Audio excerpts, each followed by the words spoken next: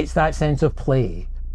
Just going to Burning Man for so long, I have a very weird and interesting and fun experience at Burning Man because you don't have to be me to get to talk to a lot of strangers, but it certainly makes it weirder. I get to be my favourite version of myself because I can be playful in a space where that kind of improvisational lightness of touch is understood and is part of the experience. Meet the people who make Burning Man happen. Around the world. Dreamers and doers. The artists, freaks and fools.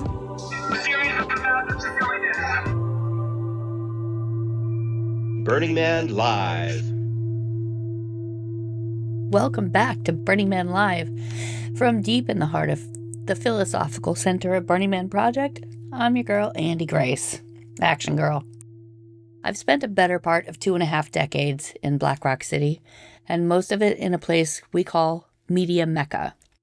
Our job has always been a little bit of a balancing act, protecting the privacy of our citizens and their self-expression while helping storytellers capture this lightning in a bottle that is Black Rock City if they're going to tell the story of Burning Man.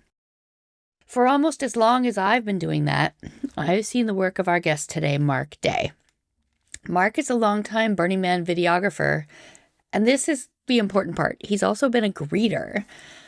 Our technical producer, Michael Vav, was pointing out that the role of a greeter is a lot like the role of a psychopomp.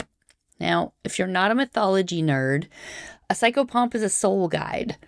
They stand at the threshold of two worlds, and they usher people from one reality into the next. This is what greeters do at the gate. But I'd argue this is what videographers do with their lenses, too, and what Mark has been good at. For so many years, his 24 hours of Burning Man videos were the portal for people who've never set foot in the dust. And lately, he's been using AI to layer a sort of dream logic over some of his footage, capturing the weird blurry edge, that 4 a.m. feeling where the physical world ends and the playa begins. Today, we're going to talk to Mark about being a guide at the gates of both Black Rock City and the digital world, and how other people perceive that, and the role of AI in all of it. And he's going to mansplain me the patriarchy too, but it's adorable and you're going to love it. Here's Mark.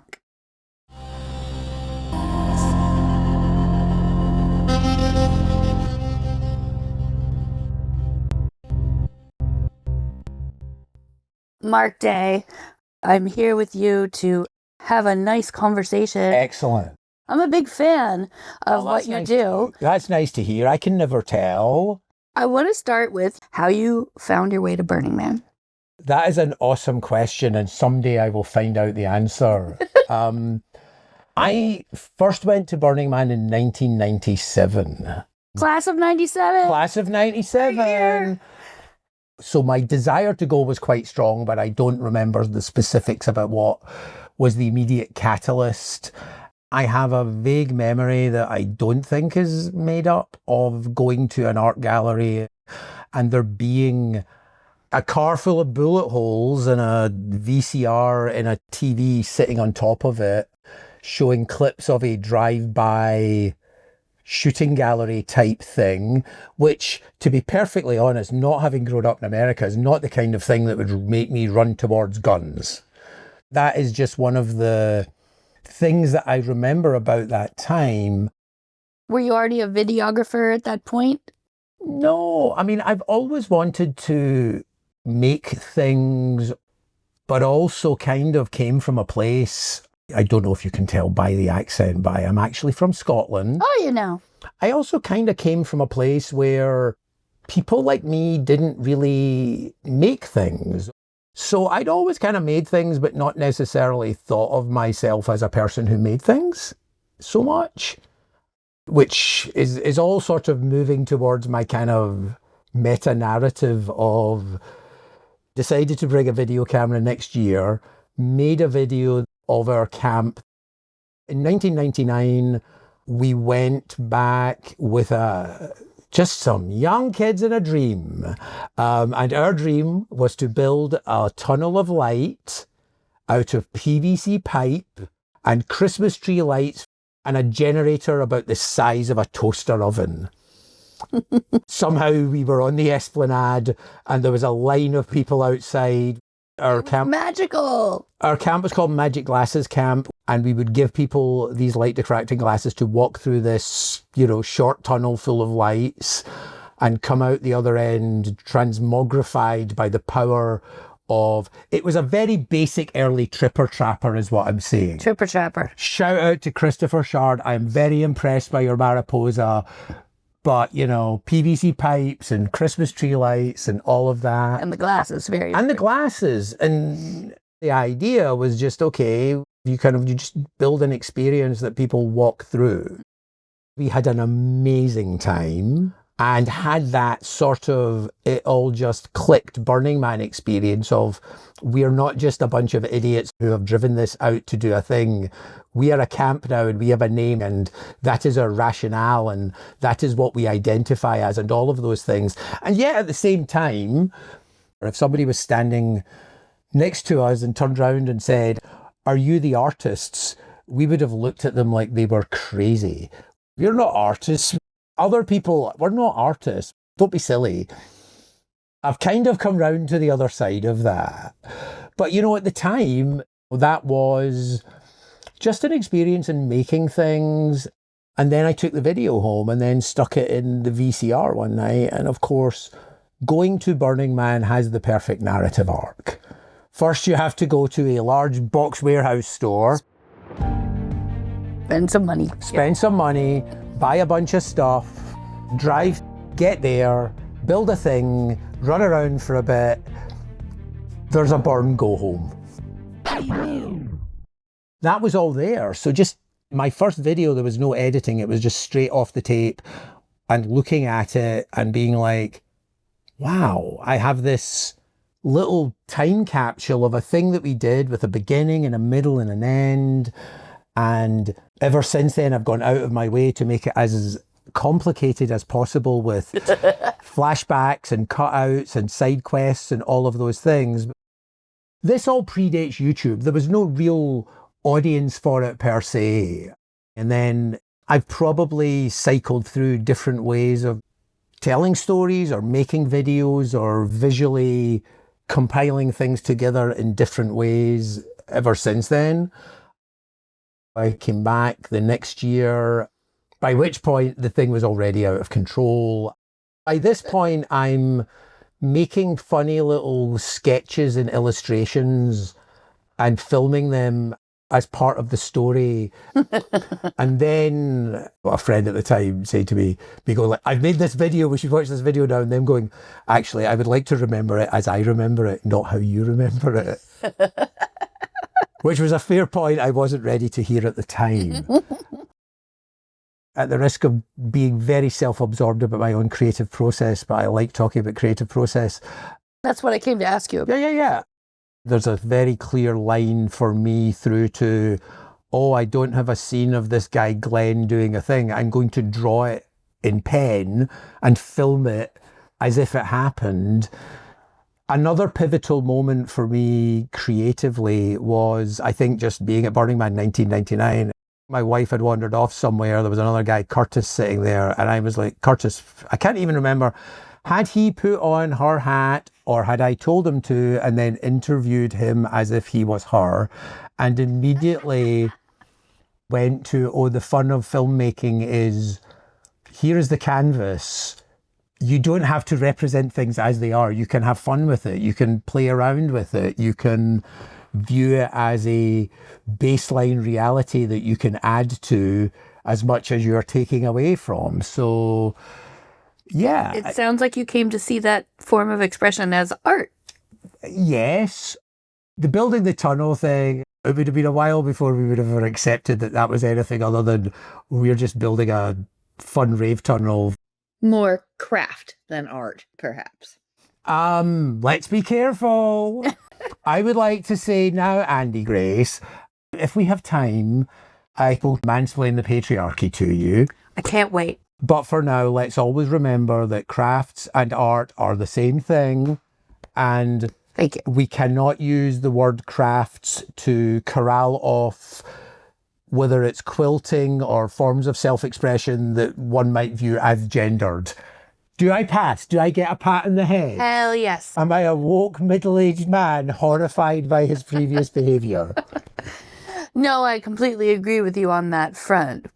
And even I have come to think that the acts of service I'm creating experience out there, those are just as much art, whether it's visual, whether it's experiential, interactive, theme camps. One project that I did, there was a media project talking about the regionals and the regional network. I just distinctly remember somebody was talking to him about making art, and he was like, I am not an artist. I'm a computer programmer who made a thing. And there was just a second where his voice caught for a second. And I was just like, wow, that's a moment. That's a moment in time that I was glad to be able to see. And that to me is a big part of the magic of Burning Man, acculturation. One of the nice things that I have discovered is that some of the storytelling that I have done, which is very self-centered and very silly, is also for some people part of their Burning Man acculturation process. And that's nice. One of my favorite things at Burning Man is literally anybody recognizing me and wanting me to do stupid catchphrases. I will do it to the point that they're walking away. There are a lot of people with stories that go, I saw Mark Day at Burning Man, went to talk to him, and then had to back off 20 minutes later when he wouldn't shut up. Verbosity.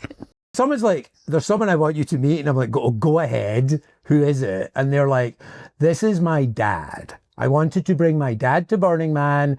He didn't think it was for him. I sat him down and made him look at a bunch of stuff, including your videos, and that got him over the line. If I did that for anybody, that is job done. And every stupid thing I've done to annoy everybody else fades into nothingness as compared to that. Is that often the 24 hours of Burning Man video? Yeah. Basically, I made videos and was showing them to friends. In the early days of the internet, maybe there was a website somewhere with a bit of information about not making too many major life decisions immediately after Burning Man. But relative to what there is today, there was no history for that. And there's a lot more of that today. We actually took a few years off, and I know in my heart of heart that for some people that's hard because I found it hard. We had kids, and I sort of went back as I'm just going to just a tiny taste. I promise that'll be enough. I promise. And when I look back at the footage of that, I realise I'm kind of hiding behind the camera, which honestly, a lot of people with cameras are people hiding behind cameras. I've worked with a lot of photographers and videographers. I can't disagree with you there. And it's not an insult. It's just no. And in that time, YouTube had become a thing. I had content to put on YouTube. I was going to the Brainwash in San Francisco. I used to work there. Well, there you go. Stand-up comedy open mic at a laundrette in south of Market where you could wait behind 40 other people for 2 minutes of ranting. So funny. Or I could stay home and just record it and stick it on the internet and 5,000 people saw that? Why am I taking the bus all the way to the open mic laundrette? So I was making online video. You were making kind of comedy, right? I was doing the same thing everybody else was doing as we were all just figuring out what to do. Philosophically, people at YouTube would say it was the democratization of media to some degree.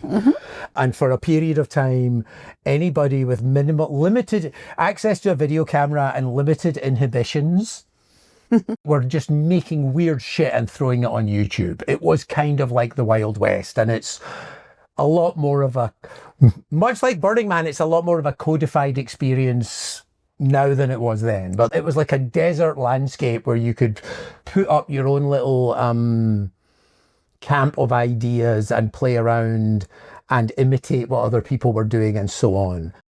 By 2012, we had a second kid at home, and I really wanted to go to Burning Man still, despite the fact that a responsible adult should have been, I am not the hero of this story, is what I'm saying. My wife is the hero of this story. I, by that point, was working at YouTube. I was on their curation team, staring at the live feed of Burning Man that was already happening. Tuesday or whatever of 2012. And I'm looking at the live feed, which is just like a fixed camera of somebody walking from the temple to wherever. I'm just staring at that. And this guy says to me, Mark, what are you doing? And I'm like, I have such a sense memory of what it feels like to do what that person is doing, to just walk from point A to point B in this place that's like no other place. That just looking at that, it's almost like being there. And he said to me, interesting, because to me it looks like you're torturing yourself. And I was like, you're absolutely correct. And then I had to decide, okay, I could be there this time tomorrow if I had a ticket, and I'm not supposed to be going. How do I make all of these things work together? So I got home and I said, well, if I'm thinking of going, I don't really have a ticket, but if I seem a little bit pouty, it's because that's what's on my mind. And she sort of went, if you want to go, just go. Not, woohoo, high five, you do you, Mark, you need this, you should go for you. I think it was more of a sort of resigned sigh. Sure. You know, Craigslist 2012, somebody's selling a Burning Man ticket and it's a whole thing. Yes. And somehow I got the ticket, and on the way there, decided try and leave 24 hours after you got there, because now it's not a day trip, it's a project. What was really going on was it was to prevent me from staying on too late, driving home in the dark. I have done the thing where you're driving a rental truck and a fucking cow comes over the suicidal rabbits and cows. And driving home in the dark in an exhausted state. I just wanted to make sure I didn't do that. So I told myself if I left after 24 hours, that was the smart thing to do. And that is why my videos are called 24 Hours at Burning Man. Acculturation. I want to talk about acculturation in the context of consent and filming. Okay. And your observations about that evolution. The first thing I want to say is any answer I have will be very unsatisfactory to a significant number of burners, and for that I apologise. I'm here for it. If your goal is absolute consent at Burning Man for all documentation, I kind of plead the fifth. In respect to all things in life ever, the one thing that has been a game changer for my life, and this is very true about creativity, it's very true about making things in the age of AI, it's really straightforward, and it is that two things can be true at the same time. You can hold two ideas at the same time. And it's annoying because there is a part of me, and it's a part of me that I don't like, but it is a part of me that enjoys nothing more in an online conversation than telling somebody that they are wrong using their own words. There is nothing I think that's half the traffic on the more internet. delicious than the empty calories of explaining to someone their own hypocrisy. Heard. However, an interaction on Facebook. I took this picture of people getting married from, like they were on an art thing and at a vantage point years ago. One person, I would like to track them down. One person, oh my God, that is our friend who has since passed. Please send me that picture. One other person, did you get permission before taking that picture? Now, both of these things can be true. And yet, which one is more cogent and more poignant? And these are challenging waters for us all to navigate. They are situational moments. I would say that your expectation of total privacy at Burning Man is situational. If you are in centre camp, that is different to a polyamorous basket weaving workshop of a thing taped to the back of a door on the porta potties. God, they have a lot of workshops. And it explicitly said no cameras and, must be comfortable with nudity. We're all learning to navigate the world as it is, not the world as we would like it to be. I've been to see comedians where they ziplocked your phone and threw it in a bag and all of that.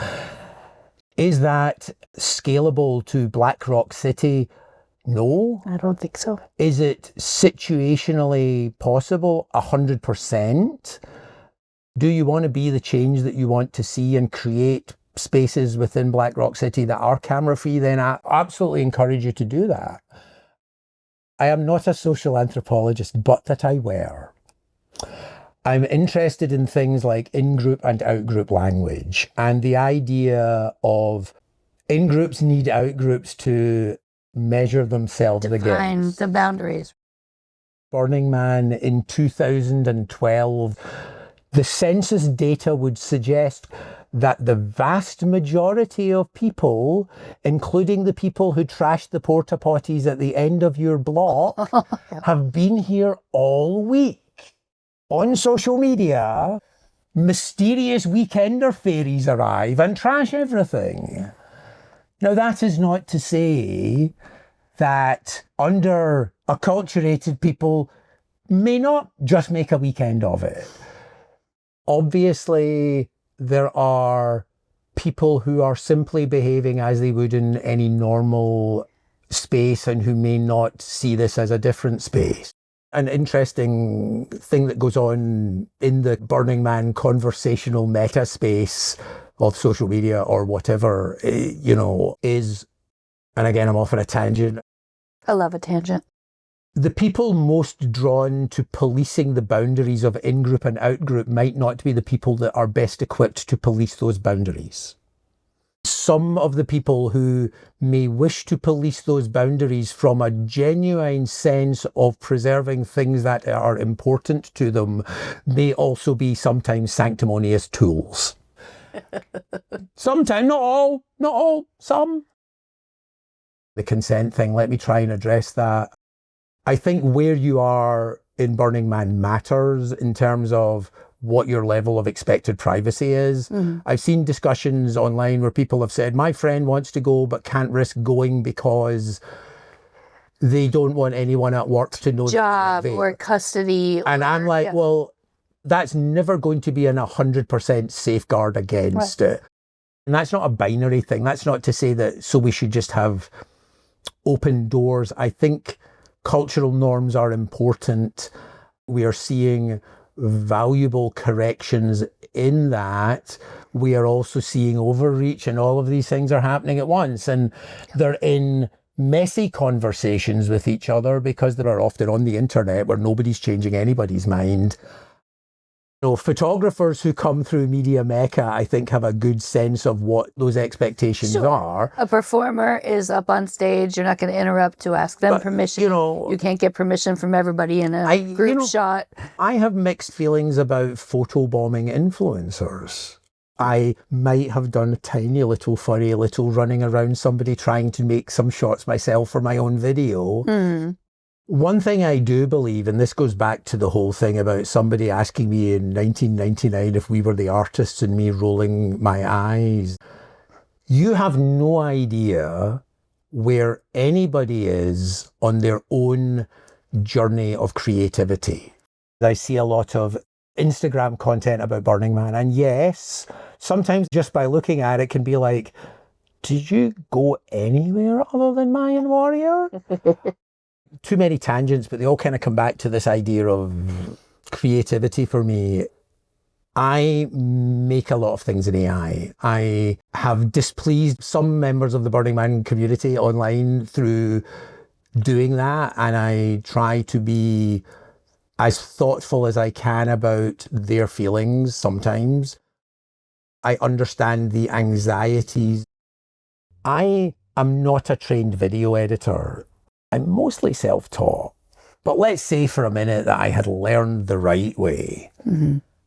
Today, you can open your phone and stick 5 things from your camera roll into a video, and it will make algorithmic but somewhat intelligent choices as to how to make a video from that. Yep. I am as happy for the person who now has a thing that helps them tell their story as I am feeling like I've lost something because I learned over a long period of time a skill that now technology can do. That doesn't mean to say that you would have got the same video out of me that you would have got out of your social media app. But I think that, again, these things can be true, that you can be anxious about the loss of your skills and hopefully at the same time able to, and this is the thing I'm trying not to say because I'm sure it will infuriate people, recognize self-expression in as many forms as you are capable of accommodating, which may not be complete. And if your idea of self-expression is murdering of people, I am not for that. Okay. But beyond that, it's a little bit like your support for free speech is not your support for the free speech you agree with. It's your willingness to accommodate the free speech that you won't agree with. Your belief in self-expression can have limits, and you can decide where to draw the line for yourself. And you could, for example, talk about the paradox of intolerance, and you maybe feel like you have to draw a line somewhere. To the extent that I do not approve of people murdering each other, I am not a self-expression absolutist, but I am, I hope, able to see self-expression in people who may not even yet think of themselves as self-expressing. And that is a very generous policy, and it certainly includes people who may go no further than give me 5 things off my camera roll. A lot of people might say to me, Mark, I really don't like the AI thing, but you seem to be doing something interesting with it. And I will say, thank you. I would also say that if somebody wants to see a Dalmatian made of bananas or donuts or whatever, and typing that in and seeing it brings them joy, I don't really have a problem with that. Yes, for a lot of people, that might be as far as it goes, but you just don't know somebody for whom that is a stepping stone to something else. I've heard you use the term permission engine to the Burning Man, and it feels kind of like the same thing.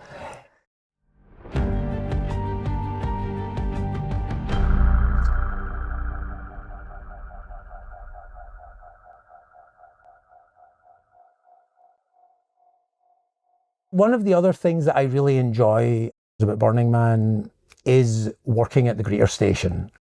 Shout out to this guy, Steve, who encouraged me to do it for several years. And I was always a little bit like, I've signed up for 4 hours. What if it's boring after 1? What am I going to do? I've stuck there. Right. I did it and it was awesome. I do 2 back-to-back because I can't drag myself away after the first 4 hours. Sunday morning, the gates are open and every car is a sociology project. And I should preface this by saying I fully understand the exasperation of people who have been to Burning Man a lot. And I get it. You just want to get through. If it's my lane and things are looking backed up, I will absolutely say, do you just want the booklet? Mm-hmm. Go with my blessing.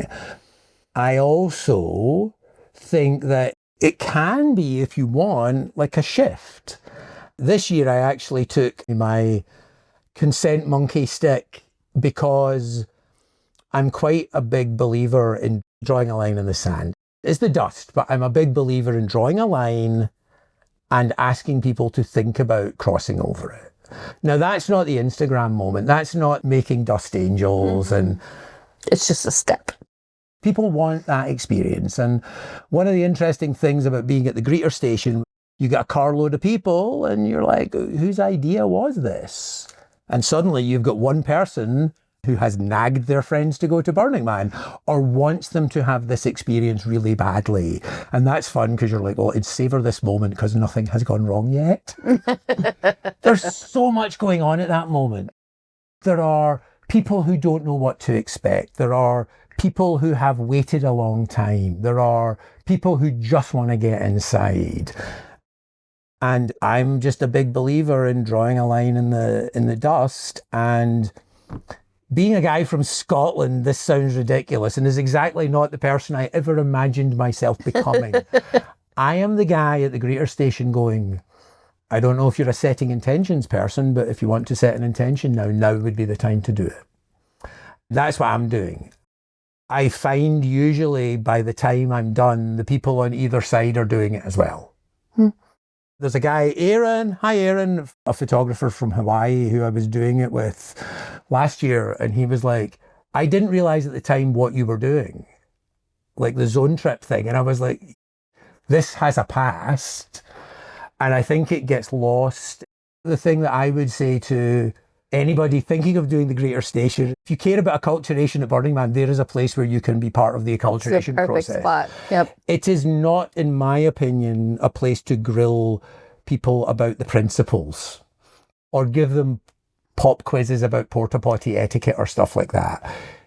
We can contain multitudes. You can do that and invite people into a transformative experience. It's hard to hold space for both at the same time.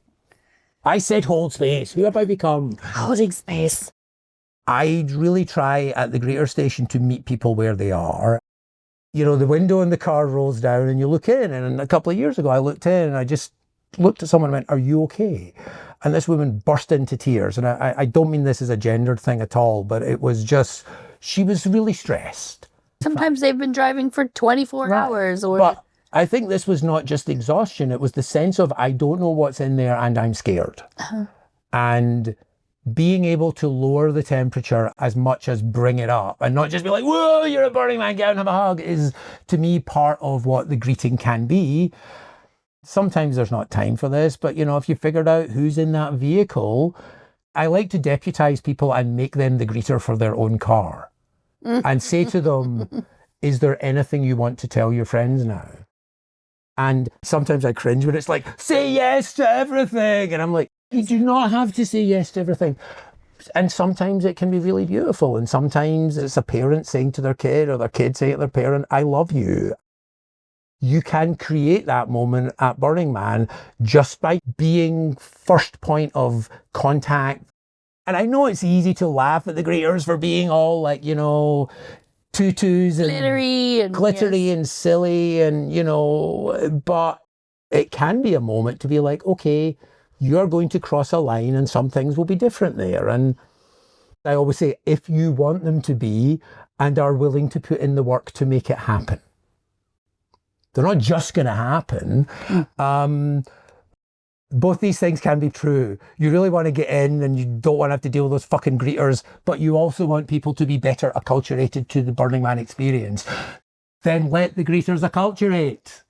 And frankly, if you've been doing it for a while, you might also need that moment to remember that you should also reset.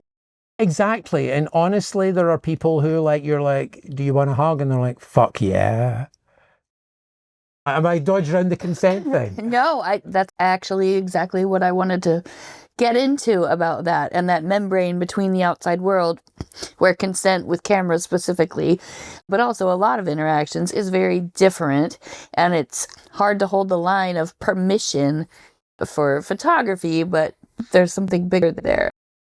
I mentioned this earlier, but like, you can't acculturate the people in the places you would like to acculturate them. You have to acculturate them on the places they are. Where they live, yep.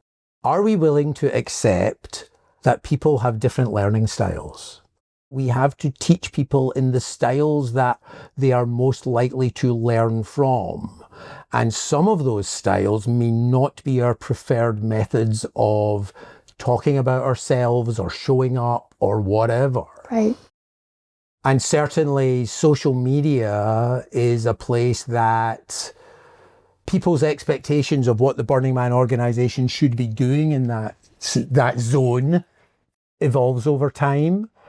We have to be pragmatic about what that looks like, or you just cede ground to all of the influencers that you're also worried about. You do things that merge real footage and AI, and you talked about Dalmatians made out of donuts or what have you, but how much fidelity with collective memory do you think is owed? That is a fair question. My relatively self-serving answer would be there are a ton of easily accessible stories at this point online. When I was making my first few 24 hours at Burning Man videos, I consciously and unconsciously may package things in ways that I think will do well in the places that they show up. Why would you bother if not? Right. Algorithms optimize for certain things. But the algorithm is neutral. It does what it does. Well, it does what it does, and it will surface things for a variety of reasons. So my life has become this thing where I go to Burning Man, I document the experience, and now I'm going to try and assemble it in a way that has things in it that are like little memes and tropes for my own amusement. So I want things that represent artists. Talking about you just don't know where anybody is on their kind of creative journey. It took me many years before I ever made a video where I just thought to point it at somebody I didn't know and go, tell me about this. But in terms of should you represent the event as you experienced it, not as you wanted it to be, everybody's Burning Man is different. There are a lot of commonalities, but you could absolutely go to Burning Man and experience it in a way that the Venn diagram had no overlap. Sure, the person 10 feet from you is having a completely different time. As burners, we over-index on social media to explain to you that there's one packing list, there's one way to load a truck. Your rebar has to be, Right, and that's both good in some ways because those people do move the ball forward, but also sometimes lose sight of that. It's a fucking city, not a camp. Right. And now you've got people who would come back to camp and go, I think I saw some weekenders doing an influencer by the trash fence. Did I say all the right words? Am I a burner yet? Am I in the tribe because I said the right things? Yeah. You know, somebody will go on Reddit or Facebook and go, going for the first time, should I go with a camp or camp solo? You will get very impassioned, absolute ride or die opinions that there is only one answer to that. Right. Perhaps those of us tasked with stewarding culture through the world that we live in, not the world that we wished we lived in, maybe recognizing that for a generation of people who are a different generation, boomers or Gen X even. Guilty. How do you accommodate that? How do you make that work?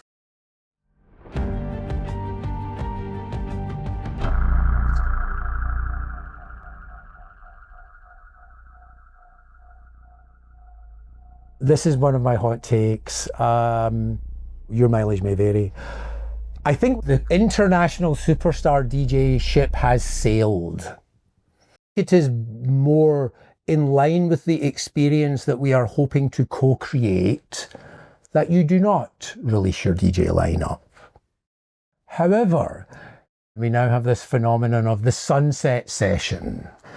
And for those of you who are unfamiliar with the sunset session, firstly, don't be in camp eating meals at sunset. For the love of God, this is the hill I will die on.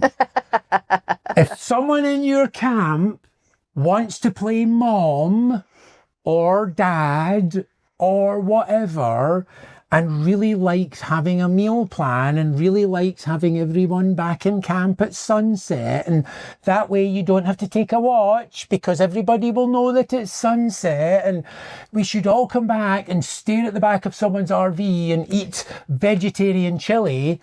That's like sitting through a movie and then you're at like the third act and it's getting really good and someone's like, we should go outside and get popcorn now, there won't be a line. What I'm saying is, get the fuck out of camp. What I'm saying is, stay in camp. I've already said you can have different experiences, and then I've turned into this zealot for being out of camp at sunset.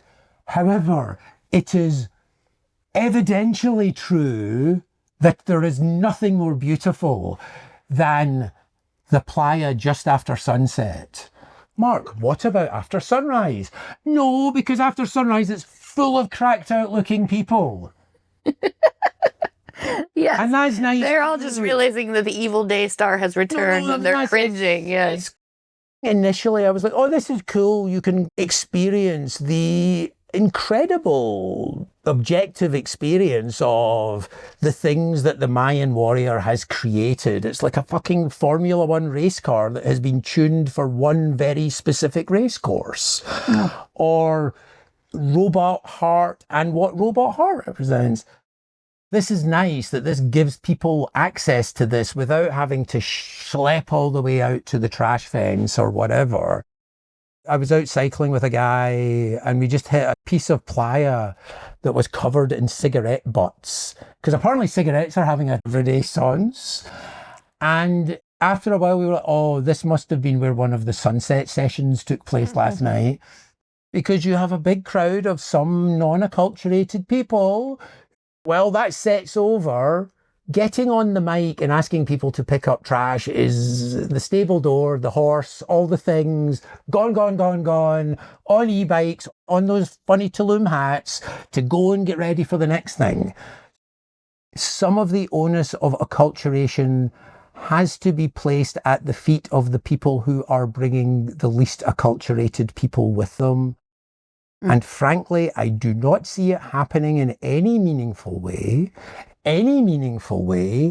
And if you have the resources and you have platforms with an audience, this is not specifically about Robot Heart. Yeah, this is not a call out. I've spoken to people who say that what Robot Heart have done at the Loom in Oakland shows them really kind of getting what Burning Man is about. Oh, it's been beautiful. Right. It's amazing. So just as an easily understood example, Long Feng art car, I hear the sound system on it is amazing. It's certainly visually spectacular. I was looking at their social media and they were talking, as they should, about what a wonderful community they're creating. I don't question that. But what I would like to do is see that in the weeks running up to Burning Man, they were saying, if you're coming to Burning Man, here are some things you should know. Here are some things we are asking of you. Yeah. Here are some ways in which you can keep this thing going.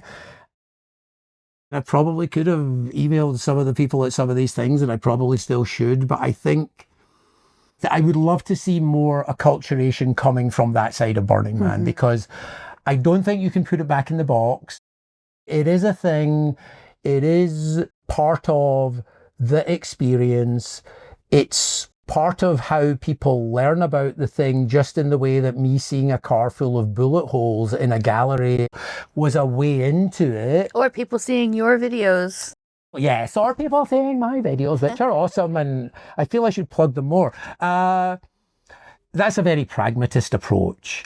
Somebody who kind of will take Burning Man in the format it currently exists in and has a hard time imagining that it would become so unpalatable that I wouldn't. Yeah. I think the magic is there. You know, one of my favourite moments was being at the Greater Station this year, and there was a crowd of people and this young woman just kind of holding back from her friends. She was just looking at them and going, I don't want to do that. And I'm like, nor should you.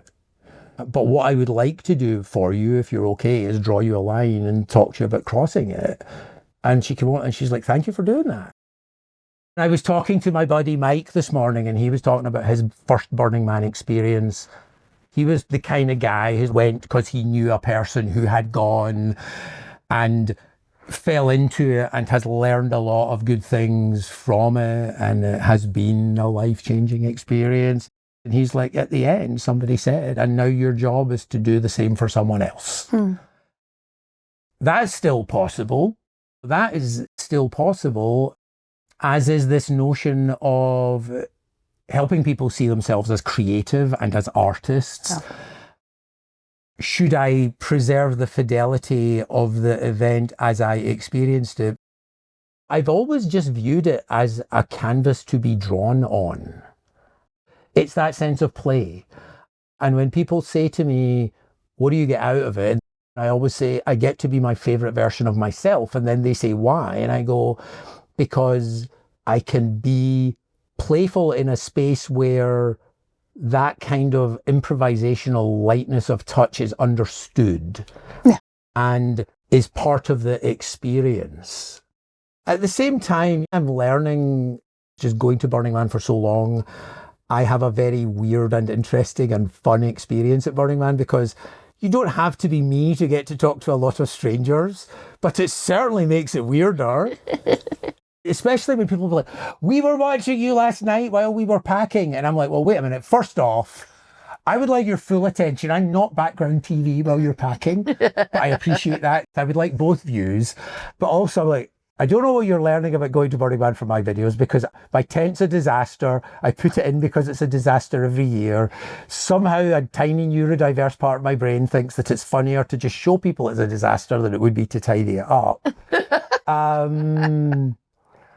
Where was I going with this? I don't know. Fidelity between reality and... One of the other points that I wanted to make is, when I talk to people who are coming to Burning Man now, and this is where I think acculturation is again important, is for every one person who's come because DJs or that, I find there are a lot of people who have come because they want to have the experience of going to Burning Man, because they have gone through a breakup, or because they want to push themselves. What I'm saying is that for every slightly overexcited person who wants to know where Mayan Warrior will be parked, there's somebody who has come with a fuck ton of intentionality. And creating space for that, I think, is important. Again, just from the greeter station and being like, you could set an intention now.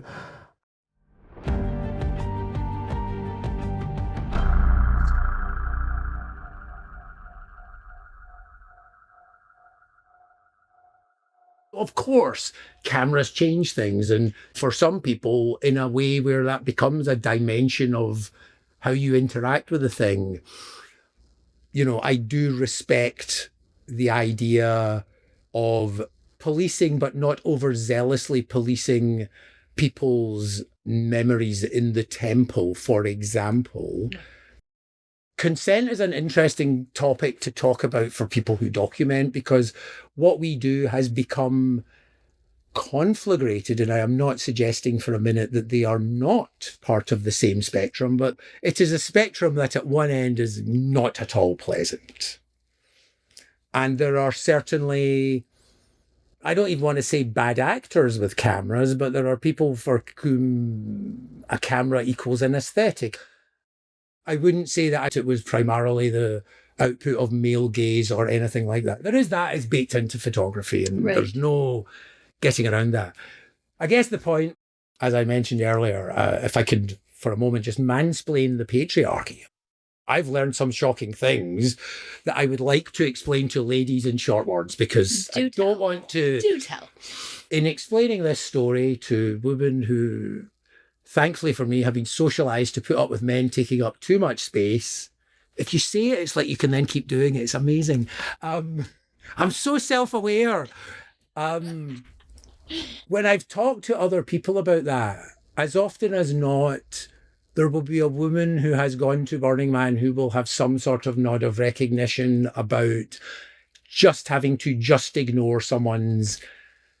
I'm not limiting it to mismanaged neurodivergence. There are bad actors, and there are people who the community should be keeping in, and all of that. But even with no ill intent, there are people for whom every day is Talk Like a Pirate Day. And if you're going to a place where you are living in odd cramped circumstances with people you don't even necessarily know. And some of you are altered and you're not altered on the same schedule. And some of you are coming in and some of you are going out at the same time. And all of that is going on. Make sure that you're not excusing behavior that creates a semi-hostile environment.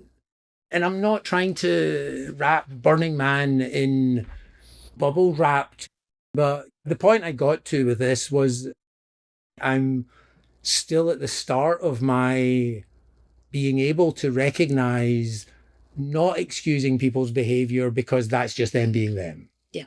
And that's a hard one. Acculturation might also include recognizing that the world has changed quite a lot in all of these years, and we can't go through Me Too, for example, and then, not recognize that it is possible to unintentionally create spaces where some people might just feel a little uncomfortable. And that's not about, oh my God, you can't say anything anymore. Right. And I think that kind of gets back to, can you create a camera-free zone? Absolutely, and you should. Can you create spaces which are more inclusive of other people? Perhaps. But I think it starts at camp, and I think it starts with that being the space that should be on some level, the safest space you are in for the whole week should be your own camp. Yep. Where I've not jokingly said to people, the problem with consent education at Burning Man is it's too sex positive, is that it isn't a numbers game, and it isn't hey, look, I asked 17 people before I finally got a hug from a topless lady. You don't get a cookie for that or a badge. Consent education also involves, for every person who can chant back, it's not just consent, it's enthusiastic consent. It's also reading the room. Self-awareness. And that's as much true for documentation as it is for how much you do or do not talk about how cool someone's glittery boobs look in camp. Yeah. Well, and maybe you feel somebody in camp has more cute guy privilege than you and gets to say these things and you don't, and that sucks, perhaps. That's like a different conversation. But at the end of the day, we all have areas we can work on in acculturation, whether it is consent, bringing in new people, or even just taking a minute to think about how we treat each other, how we talk to each other, how we as the idiots gather together at sunset for meals.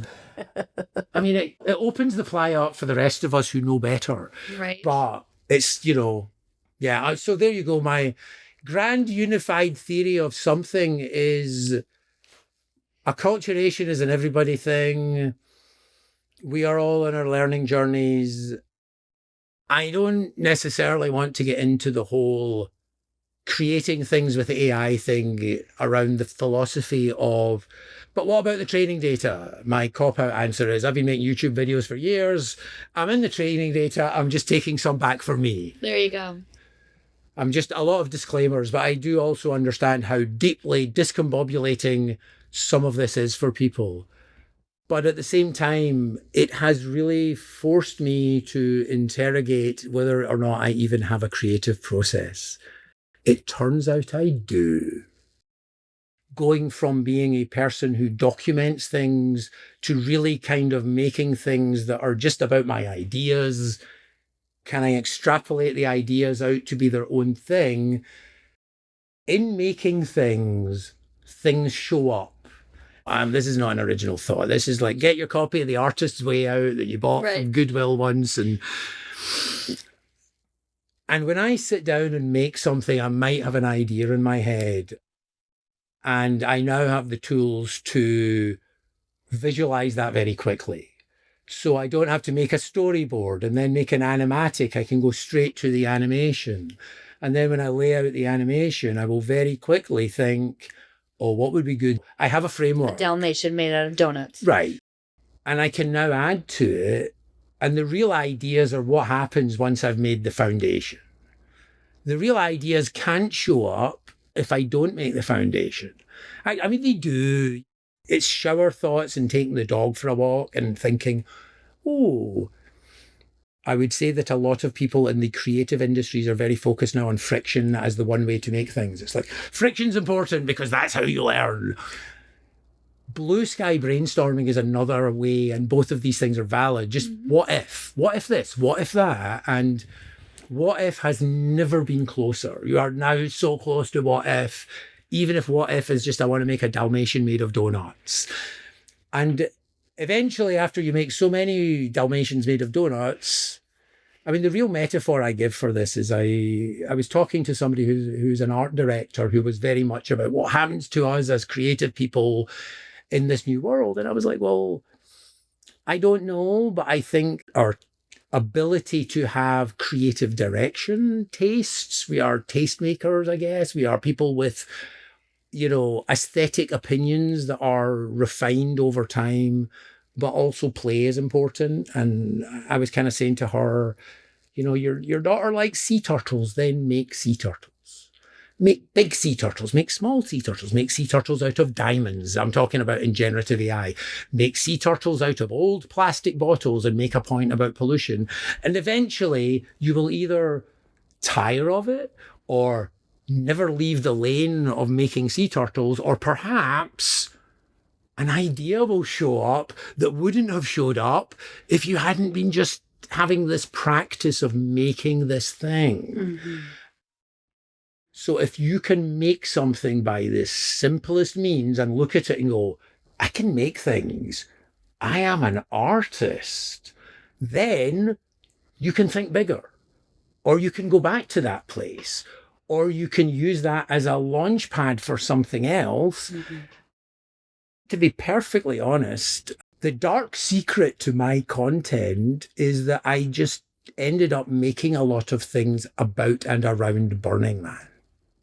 It's not hard to make Burning Man interesting. And that's the foundation's already there. I'm just building a slightly smaller foundation on top of it, and then I'm piling ideas on top of that. Mm-hmm. And I'm in conversation with a community that I understand.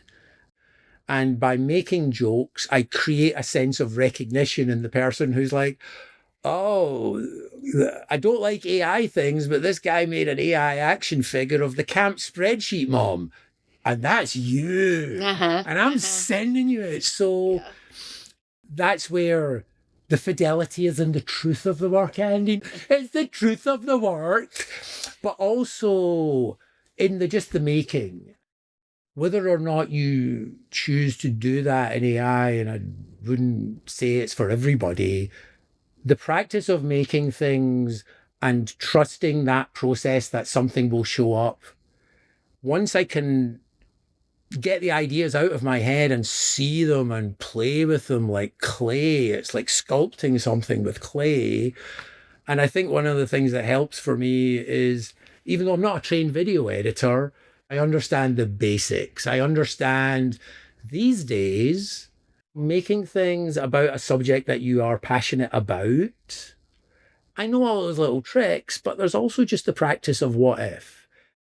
There was a sweet spot where I was like, if I can have an idea and I can make it in an afternoon, I should just do it. And now the ideas come in so thick and fast. Right. And the technology has got that much better that the time and the scope gets larger. But it's an interesting journey in terms of just making things. I do think there is something in being able to see what you're capable of, even if it's via shortcuts, because as a person who has wrestled through my entire life with ADHD, the worst projects are the projects that blossomed in your mind and nowhere else. That's the real friction for me. Ideas that show up in my head and never leave my head, or I'm not a read the manual guy, so I kind of want to do something, but not at the cost of learning how to do a tool. For me, it's an unlock. It's the ability to get straight to the idea and then build on the idea. So there is absolutely a place for make something and get away from it and come back. But fast iteration of ideas is like a warm-up. My philosophy on creativity is just make stuff. Have you read Rick Rubin's book on creativity? I haven't read it, but I want to. Basically, it's like Rick Rubin by the Foot. It's like The Artist's Way, read gently by Rick Rubin. Love it. He talks about things like the audience comes last. Yes. And I think as somebody who makes things that are inherently comedic, it's like, that's a different, I'm like, the audience has to be in there somewhere. I do a lot of things just to make myself laugh, but there is an overlap. It's a very nicely printed book about creativity being for everyone and being gentle with yourself about it and being open to your own possibilities and all of those beautiful things. I could put my big fake Rick Rubin beard on now. I've got a big beard so that I could be dollar store Rick Rubin and say things like, whether you think you can do something creative with AI, or you think you can't do something creative with AI, you are, of course, correct. The playfulness of making art at Burning Man has never been closer in some ways. I'm very just pro everybody trying to self-express, and whatever the tools that are available to you, you should use them. And if you're feeling ethically compromised about them, then get off them as quickly as possible, or don't use them at all, or just subvert them for your own reasons. There you go. But above all, I feel absolutely blessed to have had the experience of being somebody who people run into at Burning Man and go, you helped get my dad here, or something like that, and to have made things that have become part of the lore and fabric of other people's Burning Man experiences. Absolutely amazing. I do not take it for granted. Not everybody is going to like everything I make, but if somebody dragged their dad to Burning Man and it got him to silk screen a t-shirt and made him feel like an artist for 10 minutes, and up till that point he'd only ever thought himself as an engineer, job, rant, podcast done.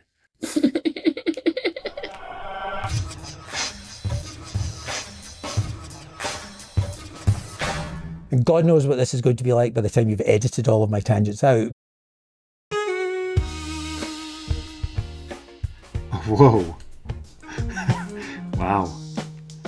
This has been the official delivery of a conversation through Burning Man's podcast, brought to you by burners and burner-curious listeners who donated small, medium, and large amounts. And now your job is to do the same for someone else. That's still possible. That is still possible. Donate.burningman.org. On our new website, that page is quite an adventure. Donate.burningman.org. Thanks to Andie Grace for opening her home to Mark Day. Thanks to Mark Day for opening himself to Andie Grace. I'm the producer, Michael Vav. Thanks to K-Bot, DJ Toil, and the whole Philosophical Center and Communications Amalgamated Conglomerate Consortium at Burning Man Project. And thanks, Larry. Look what you've done.